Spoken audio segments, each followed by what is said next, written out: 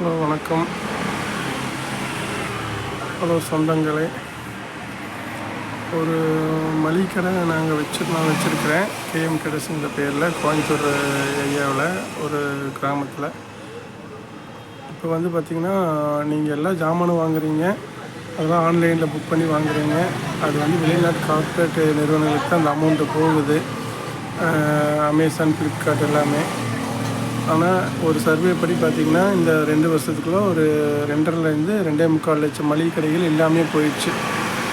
அதனால் தயவுசெய்து இந்த தப்பு யாரும் பண்ணாதீங்க. சின்ன சின்ன உங்கள் வீட்டு பக்கத்தில் இருக்கிற மளிகை கடைக்கு ஒரு ஆதரவு கொடுங்க. அவங்களுக்கெல்லாம் ஒரு நீங்கள் பொருள் வாங்குங்க. எல்லாமே அமேசான், ஃப்ளிப்கார்ட்னே போகாதீங்க.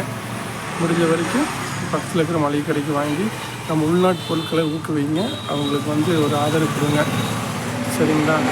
2.25 லட்சம் மளிகை கடை காணாமல் போயிருக்குன்னா அப்போ எவ்வளோ ஒரு யோசனை பண்ணி சிந்தனை பண்ண வேண்டிய ஒரு விஷயமா இருக்குது. ஏன்னு கேட்டிங்கன்னா, அவங்களோட வாழ்வாதாரம் 2.25 லட்சம் மளிகை கடை நம்பி எத்தனையோ பேர் வாழ்வாதாரம் போயிருக்கும். இதெல்லாம் வந்து நீங்கள் மனசில் வச்சு தயவுசெய்து பக்கத்தில் இருக்கிற மளிகை கடைகளுக்கெல்லாம் ஆதரவு கொடுத்து அவங்களுக்கு எல்லா பொருட்கள் வாங்குங்க. எல்லாமே அமேசான், ஃப்ளிப்கார்டு அப்படின்னு போகாதீங்க. தயவுசெய்து வந்து சின்ன சின்ன மளிகை கடைக்கு ஆதரவு கொடுங்க. சரிங்களா? இது என்னோடய தாழ்மையான வேண்டுகோளாக உங்கள்கிட்ட வைக்கிறேன். தயவுசெய்து நீங்கள் ஆர்டர் கொடுத்து நம்புகிறேன். சரிங்களா? வணக்கம்.